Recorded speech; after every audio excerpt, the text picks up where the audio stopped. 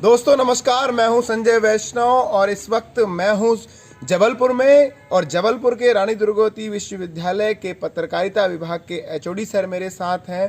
किस तरह से हम पत्रकारिता में भविष्य बनाएं, जिस तरह से आज डिजिटल मीडिया आई है, चाहे इलेक्ट्रॉनिक मीडिया हो, दूर संचार का जिस तरह से विस्तार हो रहा है, उससे जो आने वाली पीढ़ी है, जो अभी विद्यालयों में पढ़ रहे हैं, महाविद्यालयों में जो बच्चे पढ़ रहे हैं, उनके मन में एक सवाल जरूर आता है कि कैसे हम पत्रकारिता में अपना भविष्य बनाएं, कौन कौन से कोर्सेस होते हैं और इनमें ज्वाइन करने का तरीका क्या होता है।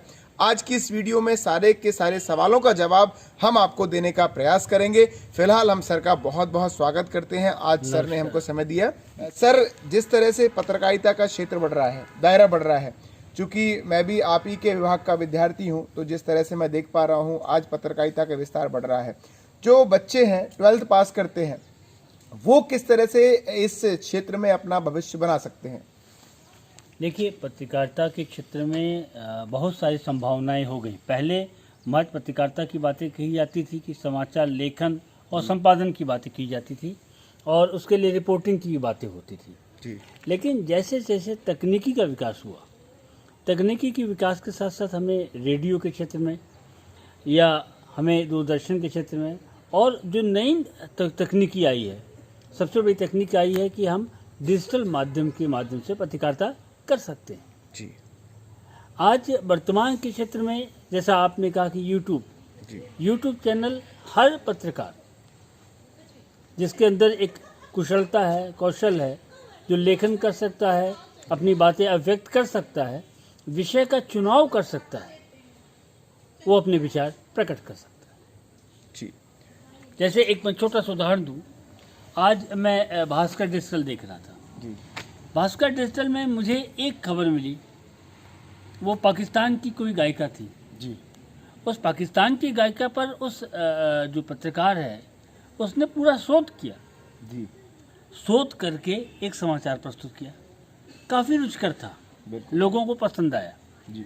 तो निश्चित तौर पर विषय आपके पास है, ऐसा नहीं कि विषय हम कहीं खोजेंगे, और निश्चित तौर पर उन विषयों का आप अध्ययन करें, उस विषयों को देखें और अपने विचार वहाँ प्रस्तुत करें और डिजिटल माध्यम में नए नए क्षेत्र में रोजगार हासिल कर सकते हैं। अच्छा सर, हम जिस तरह से महाविद्यालयीन पढ़ाई की बात करें, डिप्लोमा की बात करें, स्नातक की बात करें, तो 12वीं के बाद किस तरह से हम कोर्सेज में दाखिला ले सकते हैं? देखिए, हमारे यहाँ बीए मास कम्युनिकेशन का कोर्स नई शिक्षा नीति के अनुसार आरंभ हो गया है जी। प्रथम वर्ष में जब छात्र प्रवेश लेता है, क्योंकि सबसे बड़ी पहली चीज़ होती है कि उसे लिखना आना चाहिए और समाचार खोजना आना चाहिए, रिपोर्टिंग और एडिटिंग जी। उसका सर्टिफिकेट कोर्स होता है, प्रथम वर्ष में हम उसको देते हैं। तो रिपोर्टिंग एडिटिंग के अंतर्गत समाचार की परख क्या होनी चाहिए, समाचार कहाँ है, किस जगह, जैसे मैंने छोटा सा बताया कि वो उस पाकिस्तान की गायिका के बारे में वो चीज़ें आज खबर थी जी। यही नहीं, बहुत सारी ऐसे खबरें होती हैं जिसको एक पत्रकार निकालता है, जिनके बारे में मुझे मालूम रहता है, ऐतिहासिक होते हैं या समसामयिक होते हैं या कुछ ऐसे विषय होते हैं जिनके बारे में लोग जानना चाहते हैं लेकिन पता नहीं रहता आज क्या था। जैसे रामपृक्ष बेनीपुरी का जन्मदिन है, उनके बारे में दिया गया, कोई नहीं जानता, लेकिन साहित्य से रुचि हुए विद्यार्थी या कोई भी विद्यार्थी उसमें रुचि लेते हैं, सुनते हैं, बड़े ध्यान से जानते हैं जी।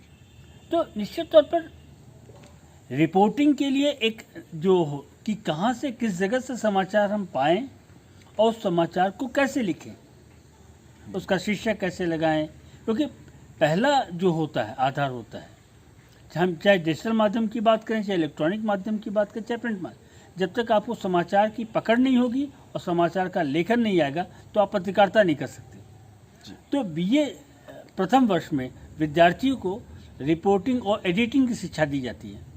दूसरे साल में हम, क्योंकि ये नया कोर्स सेकेंड ईयर का चल रहा है इस साल, तो उन बच्चों को एडवर्टाइजिंग और पब्लिक रिलेशन में डिप्लोमा की बातें होती हैं, उसके अंदर बाकायदे 6 सप्ताह की ट्रेनिंग है, आदि छात्रों के लिए बातें हुई हैं और सरकारी जनसंपर्क कार्यालय में छात्रों को भेजा जाएगा, वो प्रशिक्षण लेंगे, उसकी एक तरह से उनको मालूम होगा कि कैसे जनसंपर्क का कार्य किया जाता है, क्योंकि जब तक वो लेखन पहला सीख जाएंगे उसके बाद जनसंपर्क का काम देखेंगे। फिर एडवर्टाइजिंग पब्लिक रिलेशन का काम देखें, डिजिटल माध्यम का काम देखेंगे। तो निश्चित तौर पर बीए मास कम्युनिकेशन के माध्यम से छात्रों को यह एक योग्य पत्रकार बनाने की चेष्टा होती है जिससे वो अपना रोजगार खुद हासिल कर सके। सर बीए का कोर्स आपने बताया, बीए इसमें ग्रेजुएशन हम कर सकते हैं। 12वीं के बाद यदि आप पत्रकारिता में भविष्य बनाना चाहते हैं तो सर मुख्यतः कितने वर्षों की ये पढ़ाई होती है? देखिए, ये नई शिक्षा नीति के अनुसार 4 वर्षों का अध्ययन है। हाँ, उसके बाद 1 वर्ष का उसका मास्टर होगा। अच्छा। जो पुरानी शिक्षा थी उसमें 3 वर्ष की बैचलर डिग्री होती थी जी। और 2 वर्ष का मास्टर होता था जी। 5 वर्ष में वो बाकी आगे यदि छात्र चाहता था तो वह डॉक्टरेट की उपाधि के लिए, शोध उपाधि के लिए, मतलब पीएचडी करना चाहे तो छात्र पीएचडी कर सकता था। सर कुछ प्रतिशत की भी बाध्यता रहती है कि इतने प्रतिशत से ही 12वीं पास होना अनिवार्य है इस कोर्स में दाखिले के लिए? जी, 50%। अच्छा। हाँ, बीए मास कम्युनिकेशन के लिए 50% अनिवार्य है। एमए मास कम्युनिकेशन प्रवेश के लिए 50% अनिवार्य है। हमारे यहाँ 1 वर्षीय पाठ्यक्रम बीजेसी संचालित होता है। सामान्यतः बहुत सारे जो पत्रकार कहीं कार्यरत हैं और उन्हें एक उपाधि की ज़रूरत पड़ती है, उसमें प्रवेश ले सकते हैं और उसके लिए 45% स्नातक में अंक पाना अनिवार्य होता है, जो ग्रेजुएशन के बाद कर सकते हैं। तो जो विद्यार्थी ग्रेजुएशन के बाद भी यदि पत्रकारिता की कोई डिग्री लेना चाहते हैं, डिप्लोमा लेना चाहते हैं, तो आप बीजेसी में दाखिला ले सकते हैं। सर मुख्यतः 3 वर्षों की डिग्री होती है, लेकिन अभी जैसे आपने बताया bachelor of journalism and communication जो 1 साल का होता है और उसको हम स्नातक कहते हैं, तो ये थोड़ा सा समझाइए। देखिए, ये स्नातक के बाद 1 वर्षीय पाठ्यक्रम होता है जी। जैसे एक छोटा सा मैं उदाहरण दूँ कि पहले ऑनर्स कोर्स नहीं होता था। अच्छा। तो ऑनर्स कोर्स को शुरू करने के लिए, उसको मान्यता देने के लिए एक लिंक कोर्स आरंभ किया गया जी। कि बीए के बाद एक लिंक कोर्स कर लिया, उसके बाद मास्टर कर लिया, क्योंकि 3 साल का ऑनर्स कोर्स होता मान्य हुआ बाद में। तो बहुत सारे विद्यार्थी थे जो 3 वर्ष का न कर गए, 1 साल का लिंक कोर्स किया, 2 साल का मास्टर किया और उसके बाद फिर एमए किया। एक तरह से लिंक कोर्स होगा, एक ज्ञान देने के बाद फिर वो मास्टर कर सकता है। अच्छा। तो लेकिन कोई विद्यार्थी चाहिए, क्योंकि ये कम्पैक्ट कोर्स है। आपको रिपोर्टिंग है, एडिटिंग है, एडवर्टाइजिंग है, ऑडियो विजुअल कम्युनिकेशन, सभी शिक्षा एक साल के अंदर दे दी जाती है। तो बहुत सारे ऐसे विद्यार्थी होते हैं जो कि कहीं कार्यरत हैं, वो खुद ही उनको प्रशिक्षण मिल चुका है, योग्य हैं, उन्हें केवल एक रास्ता चाहिए। तो उनके लिए ये बीजेसी 1 साल का पाठ्यक्रम बहुत लाभदायक है। जी।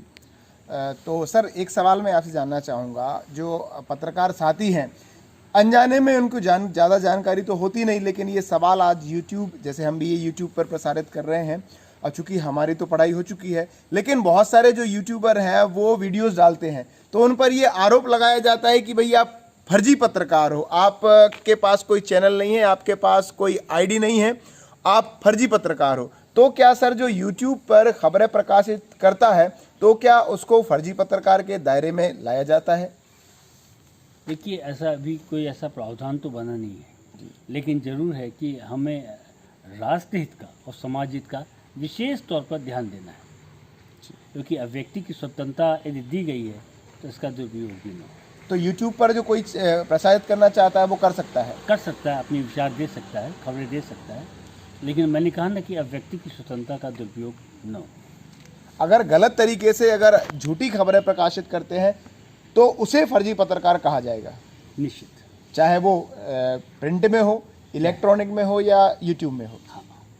जी सर, एक हम करियर की बात करें, करियर कितना है? क्या सर पत्रकारिता में ही करियर है इसका, या फिर जो शासकीय क्षेत्र है वहाँ पर भी अवसर है? शासकीय क्षेत्र में भी अवसर है। अभी जनसंपर्क अधिकारी, सहायक जनसंपर्क अधिकारी के पद विज्ञापित हुए हैं जी। 15 पद विज्ञापित हुए हैं, मध्य प्रशासन ने किया है। संभवतः 20-21 जनवरी इसकी लास्ट डेट है जी। तो कोई छात्र जा सकता है, यहाँ तक कि अकादमिक क्षेत्र में जा सकता है। बहुत सारे ऐसे संस्थान हैं शासकीय जहाँ जनसंपर्क अधिकारी की नियुक्ति होती है, विज्ञापन अधिकारी की नियुक्ति होती है जी। तो इन माध्यमों से आदमी कर सकता है। सर पत्रकारिता क्षेत्रों के अलावा जो निजी क्षेत्र होते हैं वहाँ भी करियर के अवसर हैं क्या? निजी क्षेत्रों में भी आप कर सकते हैं। बहुत सारे ऐसे संस्था हैं जो जनसंपर्क अधिकारी रखते हैं या विज्ञापन अधिकारी रखते हैं जी। तो उस माध्यम से अपने आप रोजगार प्राप्त कर सकते हैं। जी। बहुत बहुत धन्यवाद सर। आपने हमारे साथ रानी दुर्गावती विश्वविद्यालय के पत्रकारिता विभाग के विभागाध्यक्ष आदरणीय धीरेन्द्र पाठक सर थे, जिन्होंने हमारे सारे सवालों के जवाब दिए। साथ ही साथ हमें ये बताया कि किस तरह से जो बच्चे हैं 12वीं के बाद पत्रकारिता में अपना भविष्य बना सकते हैं। यदि आप में है खबरें बनाने का जुनून, यदि आपको दिखती है खबर और आप उठाना चाहते हैं कोई मुद्दा और आपके जहन में आता है कि आप भी एक पत्रकार बने, समाज की सेवा करें, तो पत्रकारिता के क्षेत्र में रानी दुर्गावती विश्वविद्यालय के पत्रकारिता जो विभाग है उसमें आपके लिए अवसर खुले हुए हैं। आप आइए, 12वीं के बाद आप मास कम्युनिकेशन में आप एडमिशन ले सकते हैं। इसके बाद बीजेसी का एक कोर्स है, उसको पूरा करते से ही आपकी जो स्नातक है पत्रकारिता में वो पूरी हो जाती है। साथ ही साथ यदि आप पोस्ट ग्रेजुएशन करना चाहते हैं जर्नलिज्म में, इस पर स्नातकोत्तर आप करना चाहते हैं तो वो भी आप यहाँ से कर सकते हैं। पीएचडी की पढ़ाई भी यहाँ से होती है। और साथ ही साथ एक अहम मुद्दे पर सर ने यहाँ पर हमको जानकारी दी कि YouTube पर जो खबरें प्रकाशित करता है, यदि उसकी खबर सही है, यदि वो सही प्रश्न उठा रहा है और जो फैक्ट रख रहा है, जो तथ्य रख रहा है वो सही है, तो ऐसे व्यक्ति को, ऐसे पत्रकार को कोई भी फर्जी पत्रकार नहीं कह सकता। आप देख रहे हैं एनवीटीवी, मैं हूं संजय वैष्णव। खबर को शेयर करिए, पसंद आई हो तो लाइक करिए, कमेंट करके अपनी प्रतिक्रिया आप मुझ तक दे सकते हैं। बहुत बहुत धन्यवाद आप सभी का।